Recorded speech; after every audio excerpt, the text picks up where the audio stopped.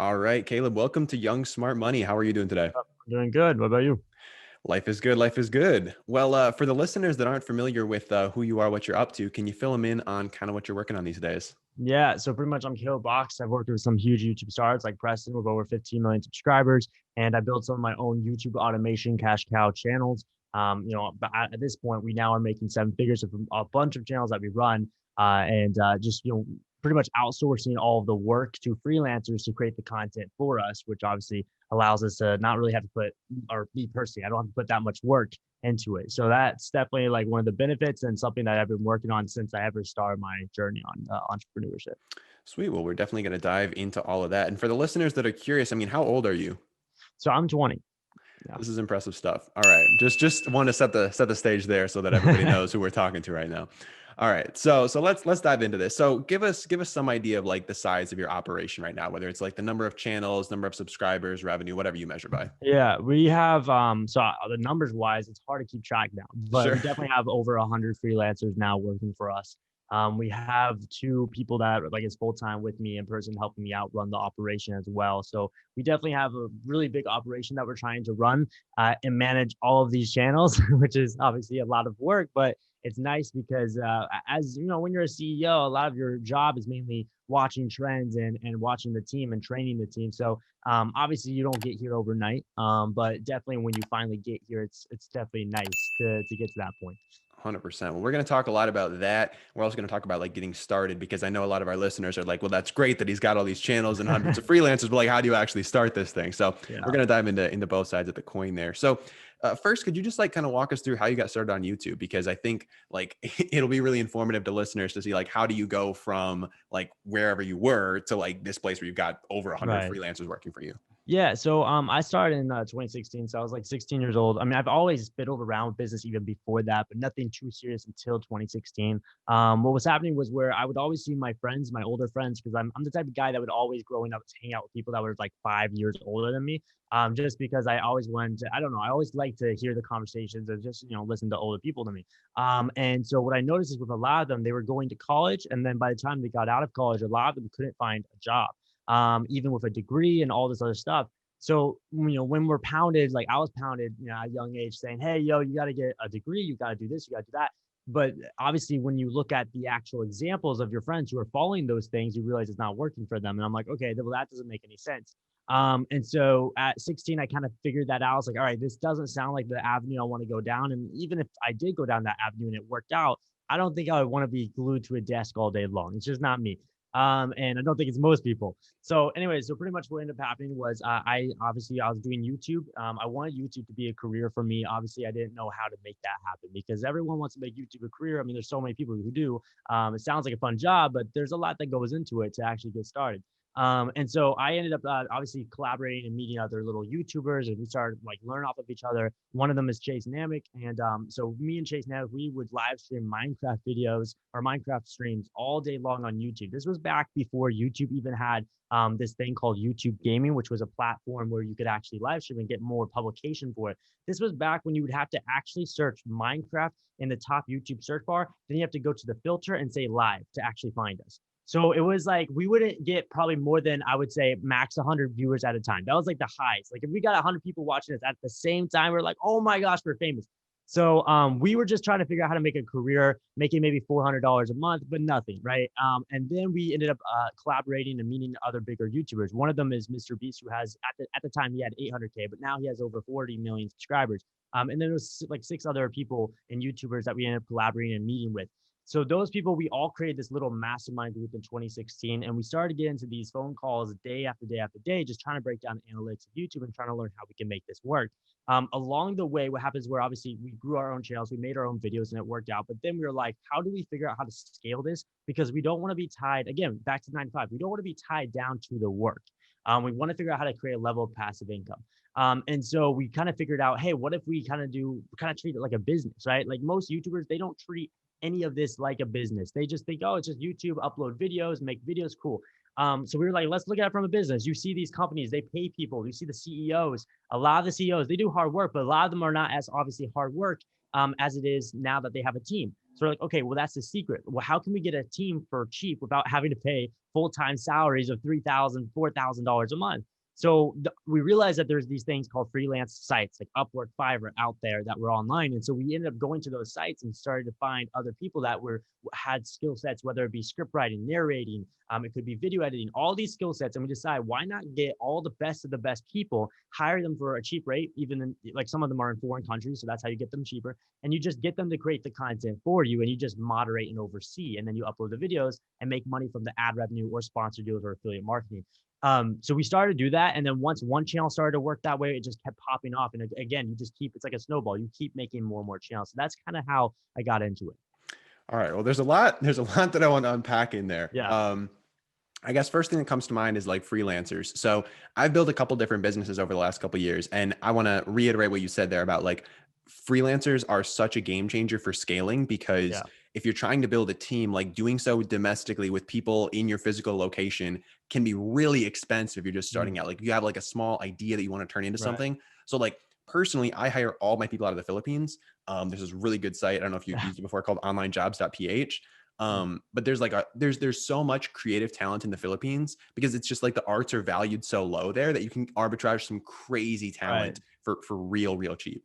Yeah, no, exactly. I mean, I think that's one of the great things about freelancers is like people don't realize that you don't need a full-time employee and pay them the $3,000-$4,000 salary. I mean, look, it's nice to have someone in person. Like, trust me, like Yeah. almost until this last year, my entire career, I've been alone, right? Like working on my computer. So obviously it's nice to have company around you working with you, but you do not want to do it in early or even sometimes medium stages of your company, because that could really pull you back. If you know that you can spend $3,000 and get 10 freelancers working full-time in a different country, then having one full-time person, that's like 10xing your business for the same amount of money. So you kind of got to be smart about it too.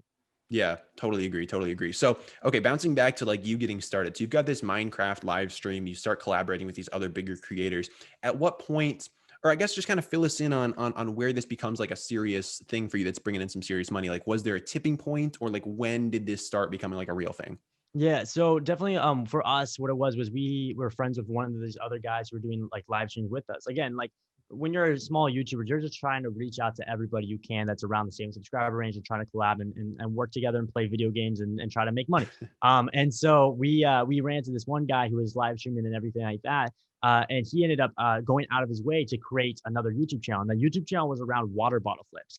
This was back when water bottle flips, you know, when like that trend a long time ago, in like 2016, that trend was huge in 2016. And people were getting millions of views on one video, just compilation videos, literally of water bottles. He blew up, and within 3 months, he went from 0 subscribers to like 800,000 subscribers. So we're like, okay, something's there. We're not sticking to Minecraft anymore. Let's ditch this. Let's do something like that. So all of a sudden, all of us made like little compilation channels and like trying to test it out. And then like one by one, all of us started to pop off. And so, yeah, I think that was the tipping point, was definitely seeing, again, modeling after success. You want to see what other people are doing and try to find a way to make it better and just make it work, right? Like if you try to reinvent the wheel, it's going to be, it's possible, but it's a very longer process than if you just look at someone who's been successful and do theirs, but better. For sure. So walk us through like the general process, because like I'm sure people have heard of like compilation channels before, but like what does the process look like? You mentioned script writing, you mentioned like editing. So like Yeah, so walk us through. Yeah. that's the longer, that's the, I call it more safe material. So what happened was, where in 20, I think it was 2018 and 2019, YouTube ended up shifting the algorithm from demonetization. So what it is where demonetization started to come into play, where if you started to get a lot of copyright material mixed in, then obviously you risk someone else taking that money who owns that one little clip that you did in the full 10 minutes. So you could have a 20-second clip. They claim that that's my clip right there. They get the full 10-minute video worth of money. And thankfully now YouTube fixed it, where pretty much what you can do is you can trim out that clip in the video. So if they claim you can re-edit it within the YouTube system, so you don't have to worry about that. But definitely, like what was happening was there was that pivot moment where I was like, okay, I can still do compilation videos. You can still make money from that, but I definitely want to make sure I still also have channels where it's a full-on production, right? We have script writers, we have narrators, where it's very much more creative than just compilations and re-uploading, right? So that's kind of where I pivoted, and I started to do a mix of both to make sure I have those safe investments. I call them safe, channel investments, and then going more towards the kind of the bigger views and easier to do videos like compilations. Okay, sweet. So yeah, so I guess kind of what do these safer channels look like? Like, what does the Mm. process look like for one of those like safer videos? Yeah, so I mean, some people can check out the YouTube channel Looper, if you want to see that as an example. But so Looper, the way they edit, they're like one of the top ones doing it. But pretty much, Looper's in the niche movies and TV shows. So the goal with YouTube automation is you want to narrow yourself down in a specific niche. But for example, with them, the way they have it done is they still have background images of let's say they're talking about Marvel, right? They have Mhm. background images of the Marvel characters, whatever the scriptwriter or narrator is talking about, they have it popping up on the screen. They still get clips, but they cut out the audio of those clips. They make it max 15 seconds and they zoom in on the clip to avoid copyright situations. So there's a little bit more creativity that goes into it than just re-uploading someone else's video. Okay, so are those like hard and fast rules that you just mentioned there with like Yeah, the when it comes zooming in down to and zooming copyright. in? Yeah, exactly. Those are some tips when it comes down to copyright to try to avoid. Obviously, you can still get copyright situations, but most of the time you get around it and you can always dispute it. Like if someone claims you and they say, "Oh, that's my material," they're like, "No, I actually edited it pretty well." So you can then dispute it and usually you get the money. Okay, fair. So have you had any like huge copyright issues over the last couple years on YouTube? Yeah, I've had copyright issues, but again, you just dispute it, and like almost all of them, I would say probably 90% of them, like we've won. So just doing this, like I said, like more creativity to it. So it's definitely like, I mean, this is where you have to sometimes get a lawyer involved. But for Sure. me, with my lawyer, he just broke it down. It's like, go for this, and obviously I started doing that and it started to work. So Okay, fair enough. Fair enough. Yeah, I know it's a question that a lot of people have. I know with the videos that I've made with Chase, a lot of the comments are like, "Yo, like, what about copyright?" So I think it's yeah, important to know, like, so basically, as long as you have like some kind of creative spin on it, you're yeah. doing all right. 100%. I see some videos now or some channels now that our friends are doing where, for example, they'll do again compilations. Still to this day, they'll do compilations, but the difference is they do a reaction voice on top of it. So you'll see like Mm. reactions, like they'll be like, "Oh, that's sick." No way. And it's the worst video I've ever seen, but it works. They actually get millions of views from it. So when you learn that it's just trying to find ways to add a little bit more creative flair to it, then that should make it easier for you. Man, I can totally believe that. I have two younger siblings that are in fourth and sixth grade, and they watch these videos that I just Yeah. cringe at. And I'm like, I don't know how Why? somebody made this, but this video has 20 million views, you know? And it's Yeah. because people like my younger siblings are just Watching zombieing it. out in front of it. Yeah. Yeah, exactly. Yeah. Ridiculous. Okay, cool. So you've got the safe channels, you've got the compilation channels. Um, what do you think like your ratio is right now between like focusing on the two? Like, are you more heavy on safe? Are you more heavy on compilation? Mhm. What's that look like? I think for me, it depends on the person, but for me, I think I'm more, I would say more 60, 70% is the safe stuff. Okay. And 30% is the more quick, I call them quick virals. Those Mhm. compilation videos, you get like, if you follow a trend at the perfect timing, you're going to get a ton of views and probably a ton of money from it, but it's short term, right? Like it'll be around for maybe a year at the most, and then it might dip off. And so for me, I like to do obviously 70% more long-term investments. For example, with YouTube, the thing I like about it with those, like I said, more creative videos is I can literally upload a video and I have videos a year ago still makes me $40, $50 a day right now. And I only put like $70 into that. So what I'm saying is it creates a good level of passive income with those longer, like with those better, obviously it costs more money, puts more time into it, but it's just more of a safer investment for me. And it creates more passive income long term. With the more compilation style videos and just almost re-uploading, obviously you have to edit it a little bit. Sure. Those are definitely more, I would say, 1 year kind of hits. You know what I mean? And so you have to be willing to understand that. Like my mindset is, if you're a beginner, you can go for those 1 year hits and try to accumulate money from them, and then go into the safer bets because the safer bet ones are a little bit longer to get off the ground, right? And then like the compilation ones. So it's like a strategy to it if you're starting from scratch. Okay, for sure. So I guess when it comes to starting from scratch, let's talk about like the catching the trends first. So like Mm. when you're looking for like trends to catch, I mean, like what are some of the places that you look? How do you like stay on top of this stuff? Yeah, so I mean, it's a mix of just like, so it's a mix of me. Obviously, I have friends who like I can just watch to see what they're doing. But also, what I usually do is I just consume a lot of content, stuff that I would normally not consume. A lot of people get so stuck in a bubble and this is how YouTube works. If I watch one video, again, let's say Marvel, I watch one Marvel video, and YouTube sees I watch the entire video, they're gonna send me another one, and then if I keep clicking on that, dude, eventually my entire home feed is gonna just be Marvel. So people stay in that bubble. So what you want to try to do is I sometimes go into incognito mode on my YouTube. So that way, YouTube doesn't know what to recommend me. Then I see what's trending already, and I click on some videos. I go down rabbit holes until I find just random things that I see is getting a lot of views that I feel like I could probably make a video around or something. And then that's kind of how I find some of the stuff. Today, I have people that literally full time will just do that for me. Obviously, I'll do it once in a while, but I'm so busy running everything, right, operation wise as a business owner. But I have people now that I just train to do that. So they'll find trends nonstop that we just like go down into. Okay, sweet. So like how do you figure out if a trend is like promising or not? Like is it like the amount Yeah. of views that it gets? Is it like how recently it was uploaded? Yeah, exactly. So usually what I try to do is it's a mix of recent uploaded and views. And there's not like a certain amount of views that I really go for. It's more based on like trying to figure out the CPM in views. So here's an example. With if you look at the business niche on YouTube, so you can probably get like it depends obviously, but you can probably get like a high CPM of like $10, let's say, every 1,000 views for a business niche. So that means that like if I get a million views per month overall on the channel, like that's $10,000, right? But on the flip side, if I go into the niche of, I don't know, celebrities, right? And let's just say it's only, I don't know, a $1 CPM for 1,000 views. But the difference with celebrities is more people are wanting to watch that than business. And so it kind of weighs itself out where I'll get more views for less dollars per 1,000 views, but it equates to the same amount of money as the business. So for me, it's kind of just trying to figure out a mix between high CPM and high views. I try to find those type of niches, and then I go into those. And so yeah, definitely. I think that's kind of like the strategy I go into when it comes down to picking like a niche and trying to look for something that is working. Okay, fair enough. Yeah, that's a question that a lot of people were asking after the interviews with Chase is like, do you need to pick a niche that has a high CPM or like can you still make it in like Yeah, other you can still niches? make it with a low CPM. Just make sure it gets a lot of views. Fair enough. Fair enough. So we'll dive into that. But I guess I'm curious as well when it comes to so say you've got the niche picked out. Okay, you've got the niche picked out, and now you're like, okay, well, how do I get content ideas for like all the different things that I want to do in this niche? Like if you're doing whatever Marvel, if you're doing water bottle flips or Mhm. whatever, like how do you figure out what to actually make within that niche? Yeah, it's definitely modeling after success. So what you want to do is find a mix. So I find the top channels in that niche that are performing like the top of the top. Then I also try to find the ones that's more medium level that just blew up in the last year from that niche.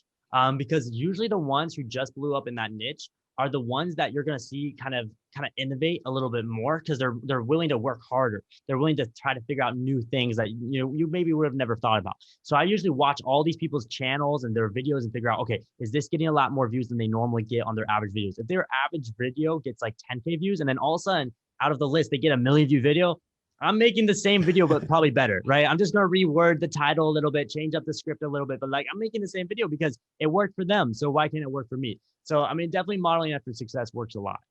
Okay, yeah, that's totally fair, and I mean that's what you hear a lot online. It's like just find the things that are working and like do a better version of them. You know, it's like don't try to Mhm. reinvent the wheel here. Yeah, exactly. Sick. So okay, so once you've got a video that you think has potential, let's kind of break down the different things that you need to be thinking about. So first, like title, like what does your thought process look like for like making a title that's going to entice people to actually watch the video? Right.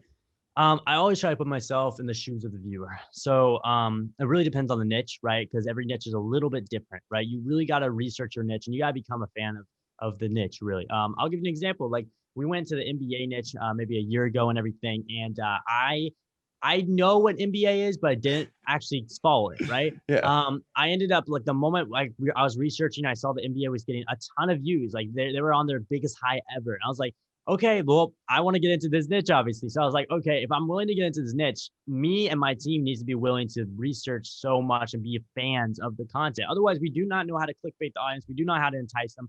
So I started to go to like, so I'm like in Dallas. I'm moving to Miami soon, but I'm in Dallas right now. So I went to the Dallas Mavericks, like the stadium. I would watch all the games in person. I would like I would literally talk to fans next to me. I'd be like, so tell me who's the best player in this? Like, because I don't know anything. I pretend I know something, but I really don't. I'm like, so tell me, like I want to know like what's in your head. I literally took notes of what other people were telling me of fans, like hardcore fans in the stadiums watching the game. So a lot of it comes down to research and just really trying to become a fan of that niche for yourself. Obviously, if you don't enjoy it, that's okay. But it's either if you don't enjoy it, find a different niche, or if you're willing to at least enjoy it enough to do research, then that's perfect. And so that's kind of what it was for me. Like I don't like love NBA, but I don't hate it, right? So I'm willing to do the research. I'm willing to watch the games. And so we ended up having like after all the research, we started making video ideas. We started narrowing down specific sub niches. For example, sub niches could be specific celebrity, like athletes that are doing it. So we started to study this guy called Luka Doncic. He plays for the Dallas Mavericks. I realized that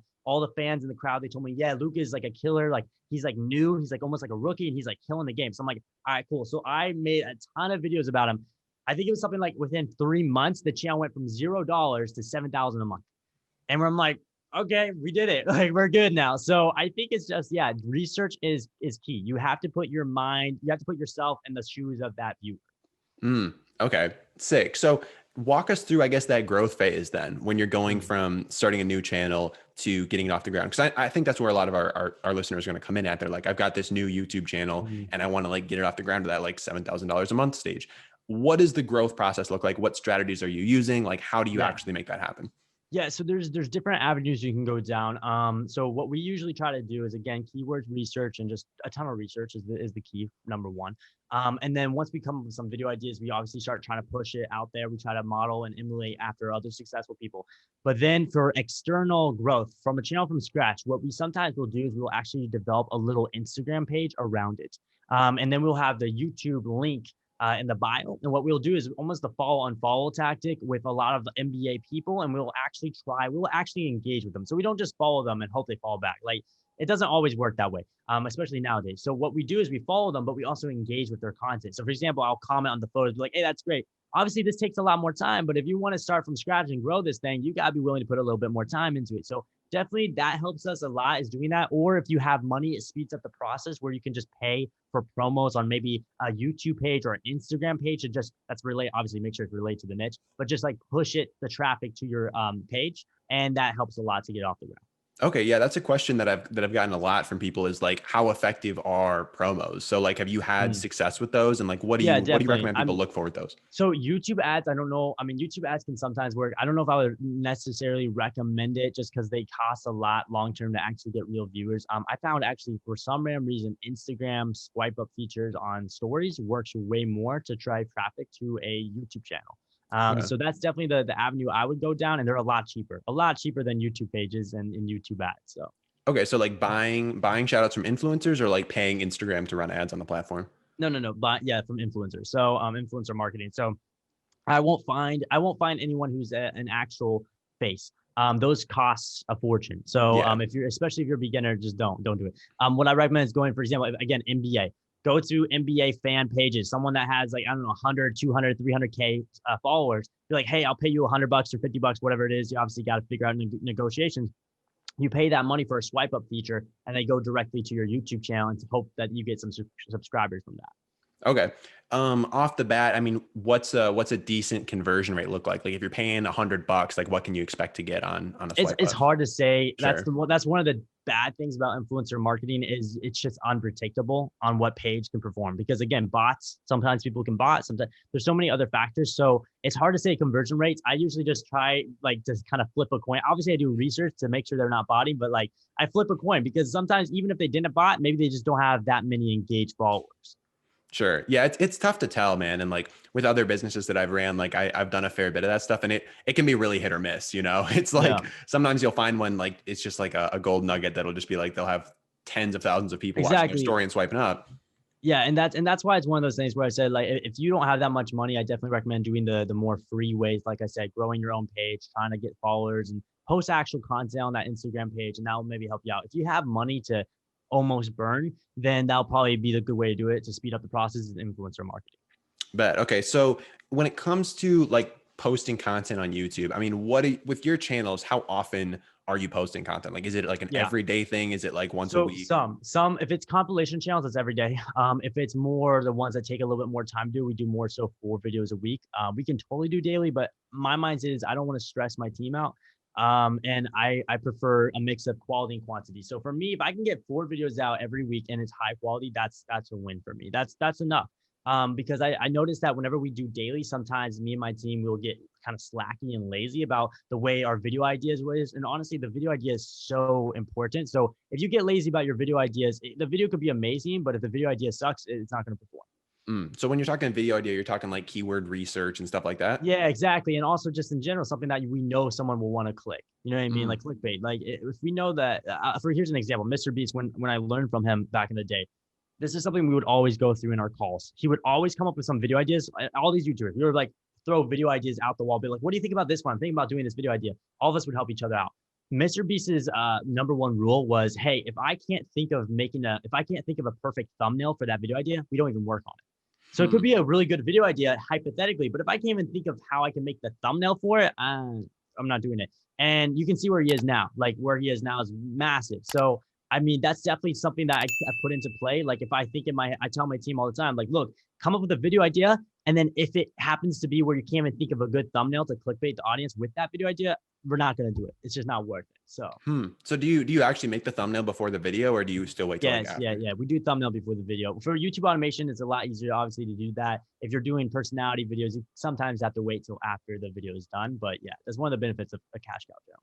Okay, sweet. That makes a lot of sense. So when it comes to the channels that you're running, I mean, like to do 4 videos a week, is that kind of like max capacity for like a team of script writer, like editor and whatever? No, they could totally do daily, or they could sometimes do 2 videos a day. But again, like my mindset is when you have that many people in your team, and you're running that many channels, it's like it's just a lot happening. And so I rather make sure my team is pumping out good content, and high quality content. And I just don't have time. If we did daily and or 2 videos a day, we could pull it off if we really wanted to, but that requires a lot more time on my end to oversee it.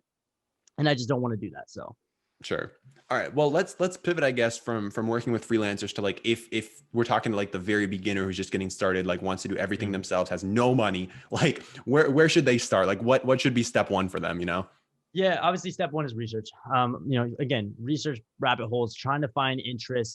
What always helps again is if you have an interest that you love and you like the content of that skips the line so much when it comes down to research, because then you don't have to do as much research. But obviously make sure that interest gets a decent amount of views. Otherwise, you're going to be dead in the water before you even start. And then once you do that, obviously you create the channel, you start creating some videos. It takes a decent amount of time from scratch to get going. I would say at least 30 videos before you actually see a little bit of views, sometimes more than that, because it takes some time to get momentum. And again, I recommend really try to use those other alternative methods, like I said, Instagram pages, etc. Otherwise, that's going to be probably 3 times as long if you don't do those other methods. Okay. So is there a point when people should like when should someone say this isn't working? Like, let me try switching things up. And like, when should they just be like, keep Yeah. pushing on? So usually what I do is I look online and I try to see, okay, I use this thing called Social Blade. So it helps you to see people's analytics. And I try to see, okay, so on socialblade.com, I put people's, usernames or channel names in there. And I try to see, okay, so this person's in my niche. They blew up around, the same time, or they blew up recently. If I still see people like going viral recently, like still in the same niche, they're going viral recently, I don't give up, because in my head, I'm like, yo, if this guy could do it, like, why am I not? Like, I can totally do this then. If I don't see any channels recently that's been like going viral in the last like 4 or 5 months, I'm like, I don't know. It might be dead in water. Then I double check and I see the channels that I saw previously that were already going viral, and I see if they're still getting views. If they're not still getting views, then I'm like, okay, it's a dead niche. I have to find something else. That's a really good point to look at competitors, and that kind of shows you like where the general mindset of people is at and like what YouTube's favoring. Because if they're not blowing up any of these channels, then like you're not in a great spot. And also Google Trends. Google Trends helps. You can always put it in Google Trends. Good call. Okay. Any other tools that you think would be helpful for beginners, like keyword research stuff and kind of? Yeah. So vidIQ, TubeBuddy, those are good for keyword stuff. And then obviously, like I said, Google Trends. Those are the main tools I really use. I don't really need that many extra tools. I think people get too caught up in all the secret hacks and tools, and they think that's going to get them all the views. Like the reality is, all the views comes from hard work and research. That's where all the views comes from. If you're hardworking and you're researching a lot, you're going to get a decent amount of views. So I think that's probably the main thing I would say. I remember when I was a beginner YouTuber, we thought that all these little hacks and softwares were going to make things the best. It doesn't. So that's where everyone's mind at. They're always looking for like the secret that's going to like just change everything for them. I don't blame them. Like, I mean, I hate doing the work, man. I'm lazy. Like, I'm probably the laziest person anyone's probably going to meet if you actually knew me. But at the same time, I know I have to get some work done at least to get things rolling. So yeah, no, that totally makes sense. Well, speaking of that, I mean, what are some common mistakes you see beginners making out here? Like, what are some of the places where people get off track? Yeah. Again, definitely softwares, right? They think that they need some secret hack or whatever. So it's either softwares or whatever they try to look into. They're just not doing the work. They're not being consistent. I have so many people that message me on my DMs because I get so many of them, and they're like, it's like a frequent occurrence. They always say, hey, my channel isn't growing. Can you help me out? They send me their channel. I look at the channel. They haven't uploaded in over 2 weeks. I'm like, maybe that's why. I don't know. Like, maybe that might be it. So I think it's just like, you got to just do the work. Like, No, I mean, there's obviously some optimizing secrets, some keyword research. Obviously, there's those things that come to play, but the biggest thing that's going to move the needle the most is just doing the work in the research. That's the biggest needle movement. And one of my mentors always taught me, like, you want to focus in on the needle. If you try to focus in on the things that are outside of the thing that moves the most, then you're just going to be busy. You're not going to be productive. So what you want to do is figure out what is like something that I know that the task that I know for sure is going to move the business or the channel the most, and then work on that and things work out. So And that's, I mean, that's putting videos up. Like if you're not putting videos up, then how can you expect anything to happen? exactly, like changing your banner doesn't do anything, guys. Heck, Yeah. like there's some channels I've seen that don't even have a banner and they grow. I'm like, all right, well that's you don't need something. So Yeah, I mean, if you gotta be putting videos on the board. Okay, sweet. Well, that was the main stuff. Let's see. There were a couple questions here that people had been asking about Chase's videos that I just wanted to cover. So, yeah, one of which was buying channels. So, do you have any experience buying channels? Do you recommend yeah. people go down that route, or like, what do you think Yeah, about that? definitely. You can buy channels. You always want to be careful. Obviously, there's scammers out there, so there's a lot of different areas you have to be careful of and beware. I think having a middleman helps. So almost like an escrow. Hmm. The only problem is obviously the middleman has to be trusted by you and that buyer, and that's sometimes tricky. There's things like a forum called Epic NPC. Epic NPC sometimes allows you to go on there and you can buy channels. You can get a verified middleman. So that means several people have used them and they have ratings. So you can tell the person's legit. I've never had problems with middlemen. They usually, if they're on the forums and have that high rating, they're usually good. But yeah, so you can get a middleman, but they obviously charge a fee, like a percentage of the sale price. Again, it's like an escrow. Just like if you're doing like a real estate deal or whatever, like you're gonna have an escrow account. It's the exact same thing. You send money to the escrow. They give you the access to the channel. It takes roughly, I think, something like 24 hours before you can finally have full access of that channel. And then once you finally have full access, then the money's released by the middleman to the other person. So you can do that way. I would definitely say it's a case by case basis when it comes down to channels, like the type of channel that you want to buy.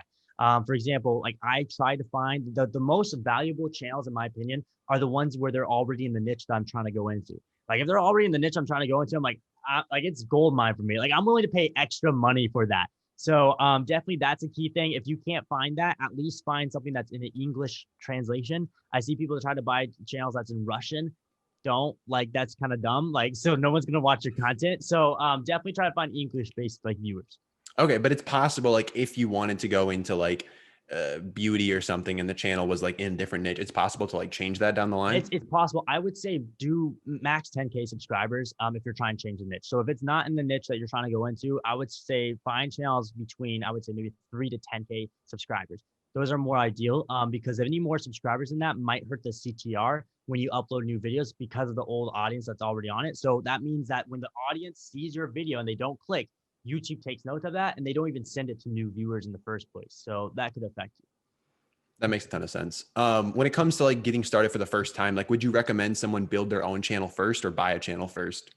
Obviously depends on their budget, depends on like experience levels, and there's a lot of factors to that. I would say if you have a lot of free time on your hands, if you have 15 hours a week at least, I'd say some from scratch can work. You know what I mean? You can definitely pull it off. And also it's a good learning experience. You know what I mean? You get a lot of experience under your belt. If you're someone where you don't have that much free time, obviously, and you have money, then yeah, I would say probably buying a channel would help you out. But again, you have to be careful and be aware of scammers. So. Totally. Okay. Last thing that I want to ask you was a question I was going to ask a ton. When it comes to like building one channel versus building multiple, when did you decide it was time to like expand the net into like all these different areas and channels and stuff instead of just going to Yeah, one channel? the moment one of my channels started going down, like in my head, I was making like 10K a month off of one channel. It's like passively. Like when I was working for Preston, the guy with over 15 million subscribers, like I was making 10K a month and everything. And I'm not gonna say how much he pays me, obviously, but like he wasn't paying me obviously nearly that much. And I was just there for experience and learning and seeing what was going on. And so I was so happy because I'm like, dude, I'm making 10K passively. I don't have to put more than like 2 hours in a week, and my team is just rolling in the dough for me. And then obviously when good things happen like that, it goes down. So it started to kind of go down because the trend went down. And I was like, crap, I need to pivot.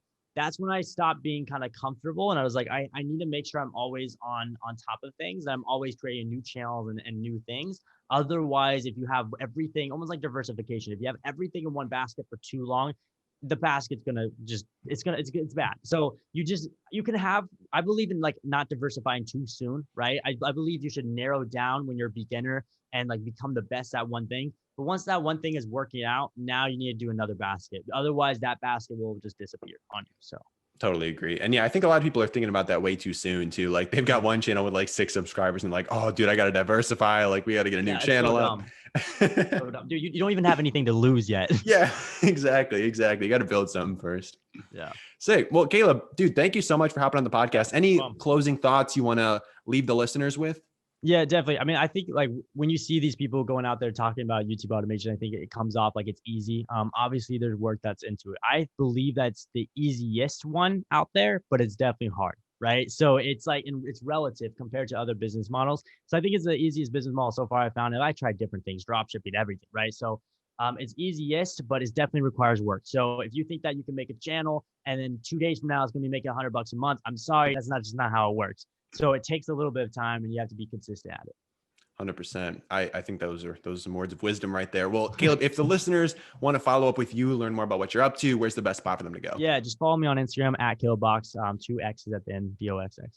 Sounds like a plan. Well, Caleb, thanks again for your time, man. I really appreciate it.